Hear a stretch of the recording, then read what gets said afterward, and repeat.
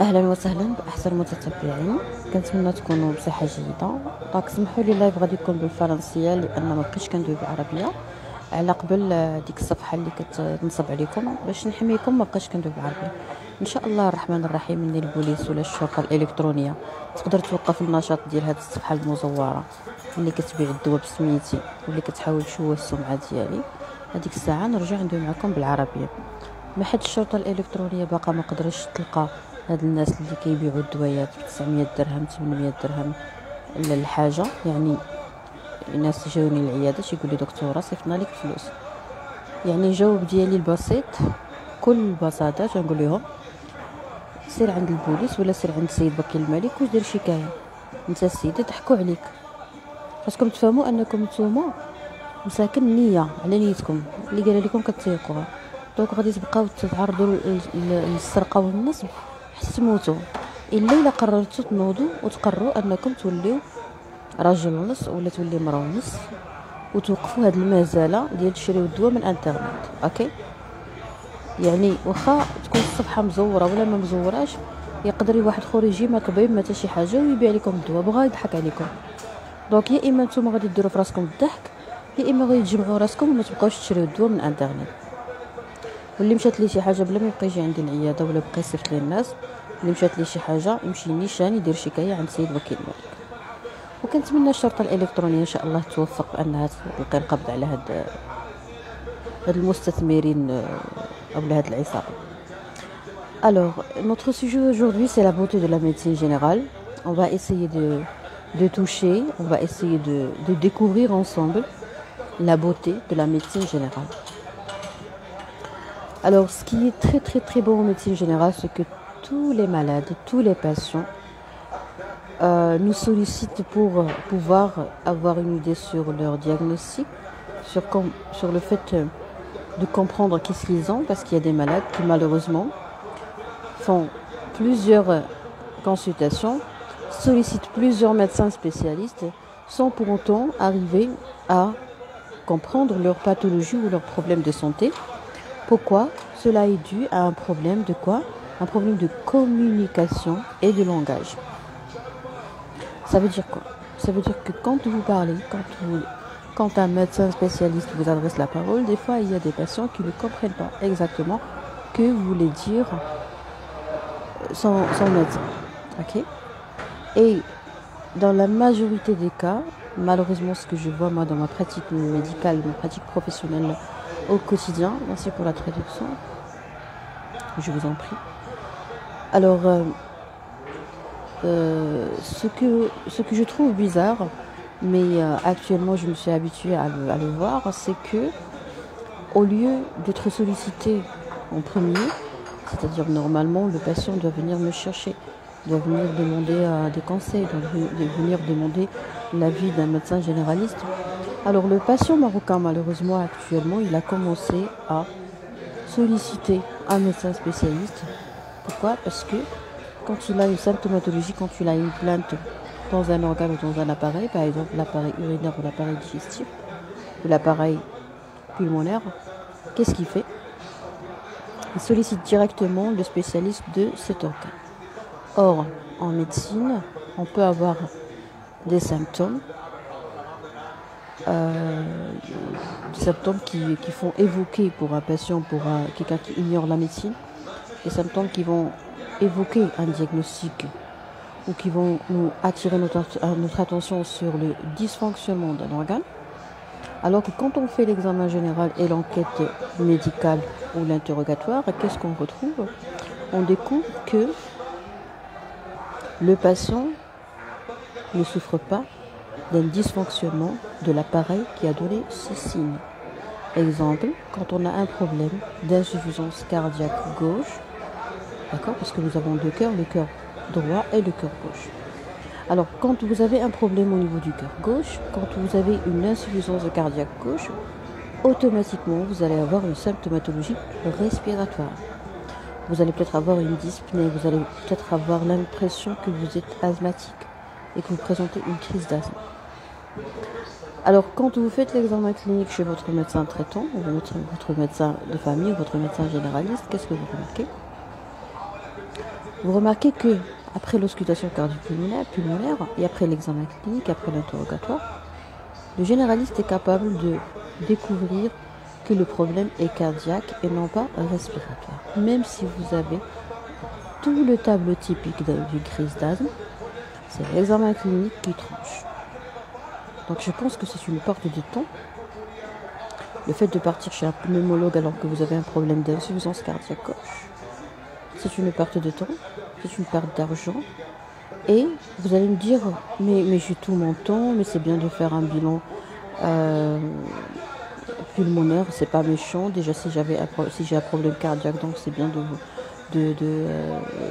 d'apprécier ou essayer d'avoir une idée sur le fonctionnement de l'appareil respiratoire.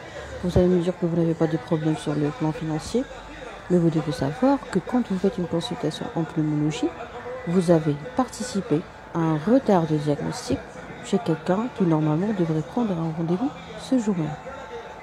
Alors nous, les médecins généralistes, on voit les choses comme ça. On insiste beaucoup sur tout ce qui est gestion de la prise en charge médicale, pas d'une seule personne, mais de tout un pays, de toute une communauté, de toute une ville, de toute une population. Bonsoir, bonsoir monsieur. Ça, c'est le premier exemple. Ce qui est bon en médecine générale, c'est quoi? C'est que même si le patient ne vient pas demander conseil ou demander un avis au début, après avoir fait le tour des médecins spécialistes, il revient toujours chez nous. Alors ce matin, j'ai eu quelques consultations, quelques rendez-vous, parce qu'en général samedi je ne travaille pas, mais je suis toujours d'astreinte. Et j'ai été étonnée par une maman qui m'avait dit: docteur, on a vu tous les spécialistes et notre fille souffre toujours. Qu'est-ce que j'ai fait? D'une façon sans réfléchir, j'ai demandé à la dame de ramener la fille pour qu'elle soit examinée, qu'elle soit interrogée, et j'ai demandé à la mère de ramener avec elle le carnet de santé de la fille. Alors, moi, je ne me considère pas forte ou intelligente parce que j'arrive à trouver le diagnostic ou à mettre le bon diagnostic. Non. Moi, je pense que je serais plus intelligente si j'arrive à assurer une bonne sensibilisation des gens et une bonne explication et éclaircissement aux gens pour qu'ils sachent combien c'est important de comprendre que le sein n'est pas synonyme d'une maladie.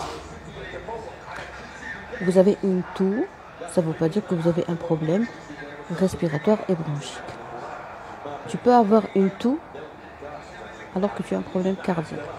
Tu peux avoir une toux alors que tu as juste les effets secondaires d'un antihypertenseur. Tu peux avoir une toux parce que tu as de l'allergie. Tu peux avoir une toux parce que tu as de l'asthme. Tu peux avoir une toux parce que tu as de l'infection. Alors là, je pense que ce n'est pas intelligent de votre part, déjà primo, de prendre un médicament sans avis médical, donc ce qu'on appelle en médecine l'automédication. Vous n'avez pas le droit à l'automédication. Vous n'avez pas le droit non plus à acheter des médicaments sur les réseaux sociaux. Alors là, je vais ouvrir une parenthèse brièvement. La page qui met mon nom, mon prénom et qui met des photos de médicaments, ce n'est pas la mienne. Moi-même, j'ai déjà déposé une plainte contre elle. Et vraiment, ça a commencé à me lasser parce que j'ai déjà déposé les plaintes et on n'a pas encore pu arrêter cette page. Et ça, c'est vraiment dégoûtant. Ok, on ferme la parenthèse. Donc, pas d'automédication, d'une part. Deuxièmement, on n'achète jamais les médicaments à travers les réseaux sociaux ou via les réseaux sociaux. Troisièmement, il faut avoir une relation de confiance avec son médecin traitant. C'est très important. Ce qui est très beau en médecine générale, c'est quoi? C'est la relation de confiance. Alors, après mon retour, mon congé, j'ai été positivement étonnée et surprise par quoi? Par certaines patientes, surtout les femmes, qui m'ont dit: docteur, on n'a pas pu consulter un médecin parce qu'on attendait votre retour. Et puis, quand on vient faire une consultation chez vous, on a l'impression qu'on est guéri, à moitié guéri au bureau. Et moi, je pense que ça vraiment réconforte et ça me va droit au cœur et ça me donne de la force.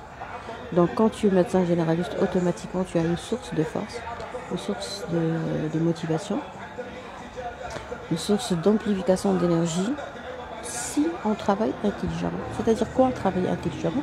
C'est-à-dire aimer son patient. Il faut apprendre à aimer ses patients, il faut apprendre à aimer son travail. Alors si tu n'aimes pas ton travail, jamais tu pourras réussir et jamais tu pourras être en bonne santé. Tu dois aimer ce que tu fais. Merci beaucoup. Tu dois aimer ce que tu fais.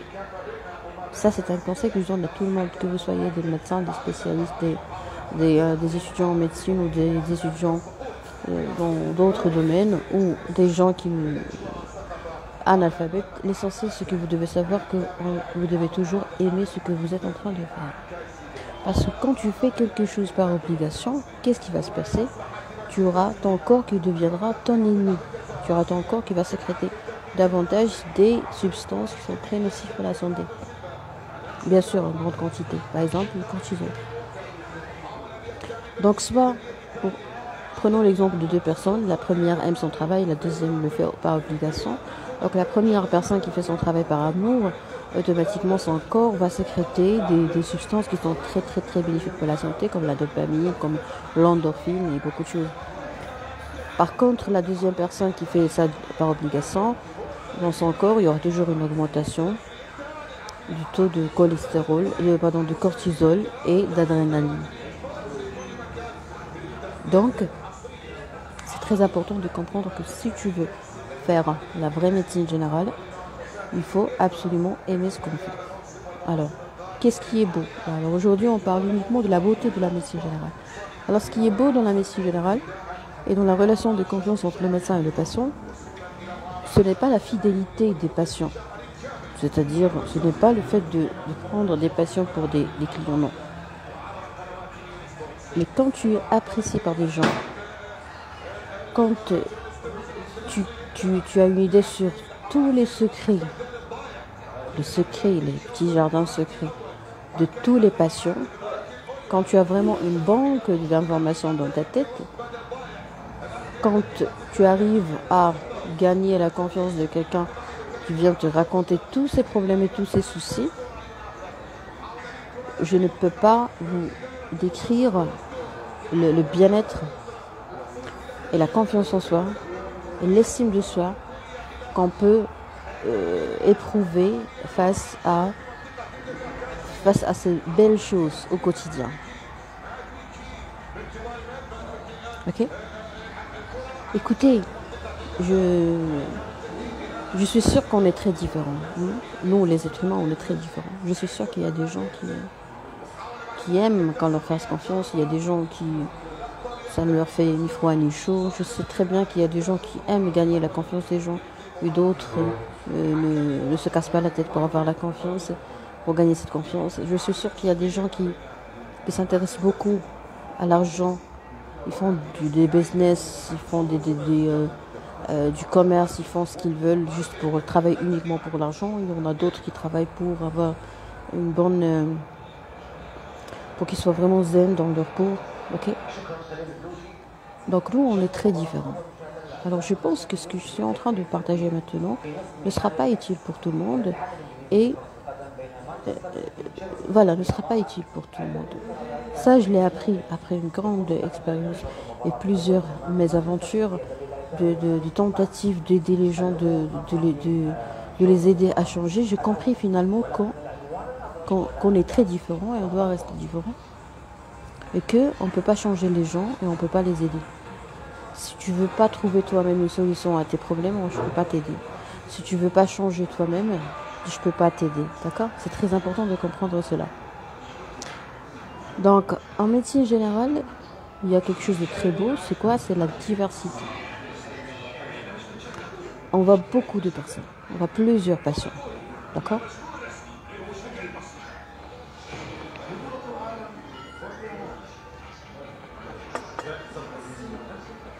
Alors le fait d'être invité à parler, à communiquer, à réussir des langages et des discussions et travailler d'une façon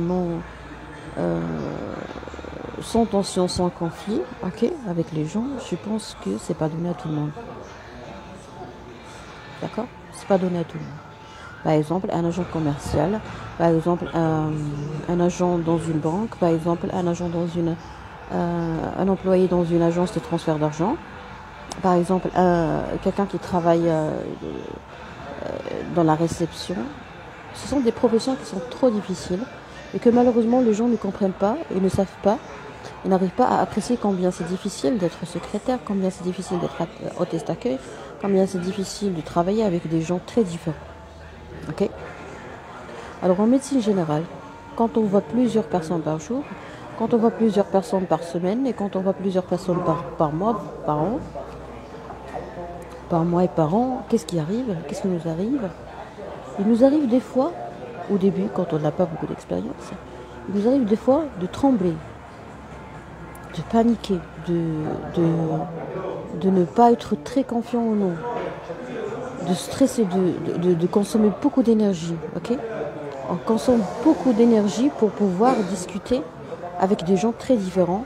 Quand je dis différents, ça ne veut pas dire différents sur le plan physique. Non.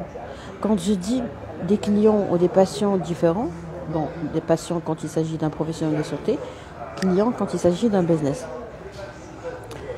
Alors quand je dis que les métiers qui nous exposent à cette obligation de parler, de connaître, d'être en contact avec des gens très différents, je ne parle pas de la différence physique, mais je parle de beaucoup de choses, de plusieurs types de différences. Exemple, premier patient ou premier client, si vous avez des clients. Alors, vous pouvez tomber sur quelqu'un qui est très bien éduqué, quelqu'un qui est courtois, quelqu'un qui connaît très bien ses limites. Ok? Le deuxième client ou le deuxième patient, ça peut s'agir d'une personne qui est mal éduquée, une personne orgueilleuse, une personne qui ne connaît pas ses limites, une personne qui est une personne sadique, une personne qui est narcissique. Alors, je vais vous poser une question. Est-ce que c'est simple de travailler avec plusieurs personnes durant la journée? Mais bien sûr que non. C'est pas facile. C'est trop difficile, voire impossible. Il y a même des gens qui ont vraiment démissionné. Pourquoi? Parce qu'ils ont trouvé du mal à vivre avec ces gens au quotidien. Parce que imaginez, chaque jour, vous allez devoir... Je parle pas... On n'a pas encore évoqué le sujet des collègues qui sont différents et puis, sur le plan culturel et tout. On est en train de traiter uniquement la difficulté ou les difficultés qu'on trouve face à des clients ou à des patients qui sont très différents. Alors, je vais vous poser une question.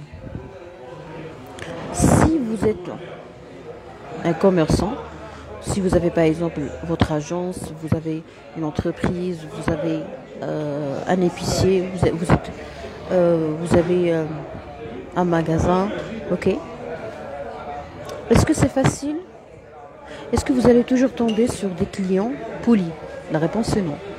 Est-ce que vous allez toujours tomber sur des clients bien éduqués? La réponse est non. Est-ce que vous n'allez jamais être harcelé? Bien sûr que non. Est-ce que vous n'allez jamais être insulté? Bien sûr que non. Ne me dites pas je suis poli donc je ne serai pas insulté. Non. Il y a des gens qui vous insultent même si vous n'êtes pas impoli. Il y a des gens qui osent vous ridiculiser même si vous êtes très aimable. Il y a des gens qui sont là pour vous embêter même si vous êtes quelqu'un de très honnête. Donc ce qui est merveilleux en médecine générale, c'est que cette profession nous expose à une opportunité de développer une forte personnalité. Parce qu'en médecine générale, on voit tout le monde. On voit les gens qui ont des psychoses, on voit les gens qui ont un problème psychique, on voit les gens qui ont un problème cardiaque, on voit les gens qui ont un problème, un déséquilibre diabétique, on voit des gens qui sont irrités, on voit des gens qui ont de la migraine, on voit des gens qui ont des troubles des maladies chroniques de l'intestin, des troubles intestinaux, des troubles de transit. On voit des gens qui ont un problème cutané et qui ne veulent pas attendre leur tour parce qu'ils sont tellement gênés par les gens, par le regard des gens et tout. Donc quand on discute séparément avec les patients, on découvre que chaque patient, merci pour le live, je vous en prie, c'est bien. Alors chaque patient a des particularités. Et vers la fin, vous savez, ce qui est merveilleux en médecine générale, c'est que finalement, on donne raison à tout le monde. Je parle de l'avis d'un médecin généraliste dans son cabinet et non pas dehors. C'est très important de comprendre ça. Vous savez, il m'est arrivé quelque chose, si vous permettez, je peux vous raconter une histoire qui m'est arrivée, okay, un truc qui m'est arrivé aux urgences avec un monsieur âgé, un malade, un patient. Et vous savez, nous, quand on est de garde ou au bureau ou au cabinet, on n'est pas, quand on met la casquette de médecin, on n'a pas le même caractère que nous avons dans notre vie personnelle. C'est-à-dire, dans ma vie personnelle, je peux ne pas vous adresser la parole si vous êtes impoli. Mais dans mon cabinet ou aux urgences, je dois rendre service à tous les patients, qu'ils soient polis, impolis, des clochards, des criminels, qu'on me traite bien, qu'on me traite mal. Je suis là pour travailler uniquement, point à la ligne. D'accord ? J'insiste beaucoup sur ça, comme ça vous allez comprendre que si le médecin est gentil avec vous et aimable et vous supporte dans son travail, il n'est pas obligé de le faire en dehors de son travail. Alors un jour aux urgences, il y avait un monsieur qui était dans un état d'accrochage avec quelqu'un d'autre, un professionnel, un praticien ou un professionnel de santé. Et puis il a explosé, il a exprimé toute sa colère, il s'est explosé en me parlant.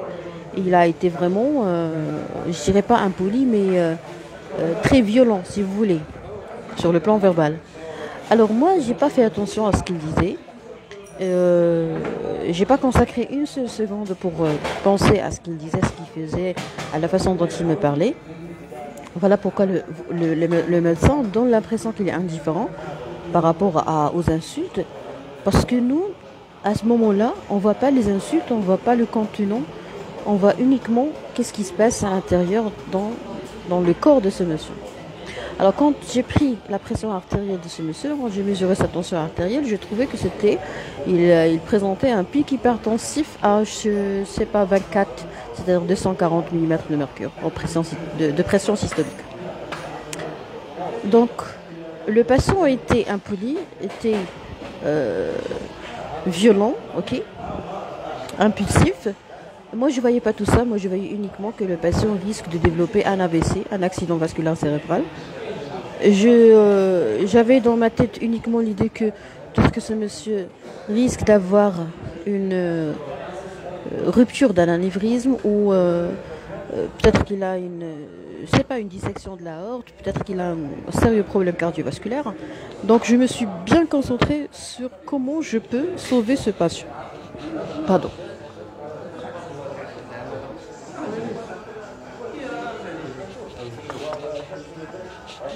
Alors, il faut toujours commencer par le commencement. Il faut toujours donner la priorité aux priorités selon le contexte, selon le temps, selon la chronologie, selon beaucoup de choses. Alors, une fois on a traité le patient, j'ai donné aux infirmières leurs recommandations, qu'est-ce qu'il faut faire, qu'est-ce qu'il ne faut pas faire. Je l'ai traité moi-même et j'ai demandé une surveillance. J'ai participé à la surveillance. Et à la fin, le patient s'est amélioré. Et tout allait bien. On l'a orienté chez le médecin cardiologue et tout. Et le patient est venu me voir, me chercher. Et vous n'allez pas imaginer ce qui s'est passé. Il s'est mis à pleurer. Un grand monsieur qui s'est mis à pleurer parce qu'il a regretté m'avoir maltraité. Et surtout, il a trouvé ça bizarre, le fait que je n'ai pas répondu à son impolitesse et son agressivité. Et sa violence verbale. Alors, là, il y a un message à transmettre. C'est quoi? Le message à transmettre, c'est que en médecine générale, on développe une personnalité qui est très forte, qui est très compliante, mais qui n'a rien à voir avec notre personnalité sur le plan personnel. Et c'est exactement ça que je veux partager avec vous. Essayez d'avoir une personnalité professionnelle et une autre personnalité personnelle. C'est-à-dire, dans votre milieu de travail, vous allez avoir un visage, un caractère, une personnalité. Pardon? C'est-à-dire que dans votre vie, quand vous êtes au boulot, vous avez une vie professionnelle, pardon. Vous avez un numéro, vous avez un titre, vous avez une carte professionnelle, vous avez des devoirs, vous avez des droits, vous avez des tâches à assurer, vous avez à accomplir, vous avez un poste à occuper, ok? On attend quelque chose de vous, mais une fois vous quittez le travail, vous n'êtes plus un fonctionnaire, vous n'êtes plus un employé, vous n'êtes plus censé répondre ou mettre la même casquette. Est-ce que vous avez compris ce que je veux dire? Alors, ce qui est bon en médecine, c'est qu'on apprend à ne jamais prendre les choses d'une façon personnelle durant notre travail. Par exemple, au cabinet, je sais pas, vraiment, moi-même, des fois, je me dis, Asma, mais c'était pas toi, c'était une autre personne. Asma, c'est pas toi, c'est pas ton caractère, c'est pas tes réactions. Moi-même, des fois, je m'étonne, moi-même, je me surprends. Parce que je me dis, mais Asma, comment tu peux ne pas être touché par ce qui se passe au cabinet? Comment tu ne peux pas être touché par ce qui se passe à l'hôpital? Ben, la réponse est simple, la réponse c'est que je ne prends pas les choses d'une façon personnelle. Parce que ce n'est pas ma vie personnelle, c'est mon travail. Très bien, alors je suis arrivée à la fin de mon épisode. Un petit rappel, s'il vous plaît, arrêtez de discuter en privé avec n'importe quelle page qui porte le nom de docteur Asma ou de n'importe quel docteur, parce que les docteurs en général, ils ne parlent pas sur les réseaux sociaux. Vous êtes en train de parler avec des gens qui vont vous arnaquer, ni plus ni moins. Je vais traduire ça en arabe. الله يجزيكم بخير. اي صفحه تكلمت معكم راه غير غادي نصبوا عليكم بسميتي. اوكي ما كتكلم مع حتى شي واحد. الطريقه الوحيده للتواصل والاستشاره هي دوك اكسبريس www.docexpress.fr. Alors chers spectateurs, j'aimerais vous inviter à découvrir pour la première fois dans votre vie, si c'est la première fois, je vous invite à découvrir la différence entre votre personnalité professionnelle et votre personnalité personnelle. C'est très important de comprendre ça, d'accord? Quand on travaille avec des étrangers, les collègues ne sont jamais des amis. Les collègues ne sont jamais des amis. Ça, c'est une règle, c'est une conviction, c'est une vérité, c'est une réalité. Alors, si tu continues à prendre tes collègues pour des amis, cela veut dire que tu veux vraiment mélanger ta vie et ta personnalité professionnelle avec ta personnalité personnelle. Et là, c'est le début de la souffrance. Quand on est au travail, on n'a pas besoin d'être entouré par des gens qui nous connaissent. On n'a pas besoin d'être entouré par des gens qui connaissent tous nos secrets. On n'a pas besoin d'être entouré par des gens qui connaissent notre famille, tous les péripéties de notre vie. Parce qu'on peut utiliser ça contre nous. Genre par exemple, si tu es divorcé et que tu as une amie, collègue, le fait d'avoir une amie et en même temps un collègue et qui sait très bien que tu es divorcé, ça risque de t'exposer à un risque d'être perturbé, d'être déconcentré en permanence.